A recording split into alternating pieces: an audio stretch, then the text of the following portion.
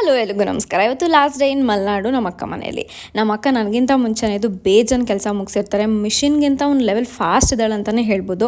ಸೂರ್ಯ ಉದಯ ಆಗ್ತಾಯಿತ್ತು ನೋಡಿಕೊಂಡು ನನ್ನ ದಿನನ ಶುರು ಮಾಡ್ಕೊಂಡಿದ್ದಾಯಿತು. ಸ್ವಲ್ಪ ವಾಕ್ ಮಾಡ್ತಾ ಆ್ಯಂಡ್ ಕಾಫಿ ಟೀ ಎಲ್ಲ ಕುಡ್ಕೊಂಡಿದ್ದಾಯಿತು. ಬ್ರೇಕ್ಫಾಸ್ಟ್ಗೆ ಅಂತ ಬಂದು ನಮ್ಮ ಅಕ್ಕ ದೋಸೆ ರೆಡಿ ಮಾಡಿದ್ರು. ನಾನು ಚಟ್ನಿ ರೆಡಿ ಮಾಡಿಕೊಟ್ಟೆ, ಈರುಳ್ಳಿ ಚಟ್ನಿ. ಆ್ಯಂಡ್ ಸಿಲಿಂಡರ್ ಕಾಲಿಗೆ 2 days ಆಗಿತ್ತು. ಸಮ್ಹೌ ಥ್ಯಾಂಕ್ ಗಾಡ್ ಇವತ್ತು ಸಿಲಿಂಡ್ರನ್ನ ಮನೆ ಹತ್ರ ಬಂದು ಕೊಟ್ಬಿಟ್ಟೋದ್ರು. ಬೆಂಗಳೂರಿಗೆ ಕಂಪೇರ್ ಮಾಡಿದ್ರೆ ಇಲ್ಲಿ 150 ರೂಪಾಯಿ ಎಕ್ಸ್ಟ್ರಾನೇ ತೊಗೋತಾರೆ ಸಿಲಿಂಡರ್ಗೆ.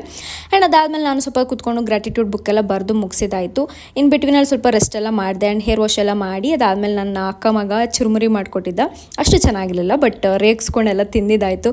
ಊಟಕ್ಕೆ ಬಂದು ಎಗ್ ಬುರ್ಜಿ ಮಾಡಿ ಜೊತೆಗೆ ಅನ್ನ ಸಾಂಬಾರು ಮಾಡಿಕೊಟ್ರು. ತಿಂದು ಅರ್ಲಿ ಮಾರ್ನಿಂಗ್ಗೆ ಸಾಗರದಿಂದ ಟ್ರೈನ್ ಇತ್ತು ಬೆಂಗಳೂರಿಗೆ.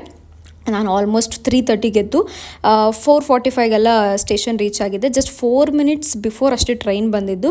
ಆ್ಯಂಡ್ ನನಗೆ ಜನರಲ್ ಹತ್ರ ಹೋಗ್ಬಿಟ್ಟಿದೆ. ಮತ್ತೆ ವಾಪಸ್ ನಡ್ಕೊಂಬಂದು ರಿಸರ್ವೇಷನ್ ಸೀಟ್ ಹತ್ರ ಕುತ್ಕೊಂಡಿದ್ದಾಯಿತು. ಆ್ಯಂಡ್ ಬಿಸಿ ಬಿಸಿ ಟೀ ತೊಗೊಂಡು ಟ್ರೈನಲ್ಲಿ ಕುಡಿದು ಆ್ಯಂಡ್ 12 o'clock ನಾನು ಬ್ಯಾಂಗ್ಳೂರು ರೀಚ್ ಆಗಿದ್ದು. That's it.